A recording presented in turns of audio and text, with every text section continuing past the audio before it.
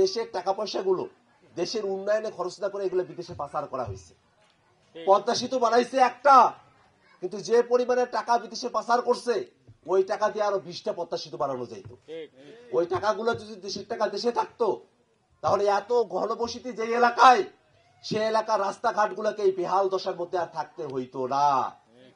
আমরা দেশটাকে ঠিক করার নিয়ত নিয়ে আমরা রাজনীতিতে আসছি, আমরা আন্দোলন সংগ্রাম করতেছি। বিশ্ববিদ্যালয় জীবনের শুরু থেকেই আন্দোলন সংগ্রামের সাথে আমি নিজেকে যুক্ত রেখেছি। আমি তো দেশের জন্য কাজ করার নিয়ত নিয়েই এখানে আসছি।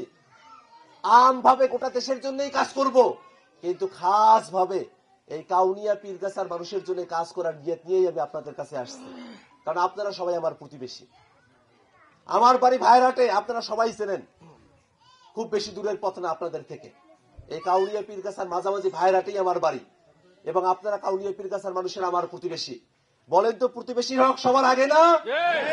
এই প্রতিবেশীর হকটা যাতে আমি আদায় করতে পারি, সেই জন্য আমি আপনাদের কাছে দোয়া চাই। একই সাথে একটা কথা বলি, অনেক কথা আমরা বলছি, কিন্তু এই কাউনিয়া পীরগাছায় লাখ লাখ মানুষ আছে। আমার পক্ষে কি সবার কাছে যাওয়া সম্ভব? কিন্তু আপনারা যারা বাপচাচারা আছেন, আপনারা বাজার ঘাটে যাবেন, বা চাচিরা যারা আছেন, আপনারা আত্মীয় স্বজন সাগাই বাড়িতে যাবেন।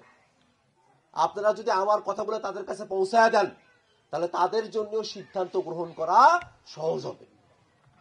কারণটা হলো, আমরা একটা দুইটা গ্রামের মানুষ দিয়ে আমরা গোটা পীরগাছার পরিবর্তন করতে পারবো না, কিন্তু আমরা যদি সবাই মিলে চেষ্টা করি, এই কাউনিয়া পীরগাছার সব মানুষ যদি আমরা এক হয়ে যাইতে পারি, তাহলেই আমরা এই কাউনিয়া পীরগাছায় আমরা পরিবর্তন নিয়ে আসতে পারবো।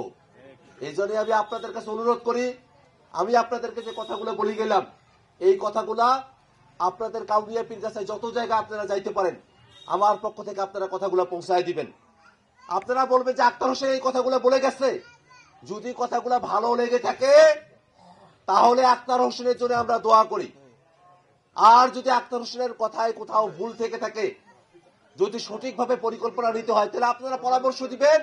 আমরা আপনাদের পরামর্শ শুনেই আমরা আমাদের পরিকল্পনা নতুন করে আমরা সাজাবো, কিন্তু কাউনিয়া পীরগাছাবাসীর জন্য কাজ করা আমরা থামায়া রাখবো না।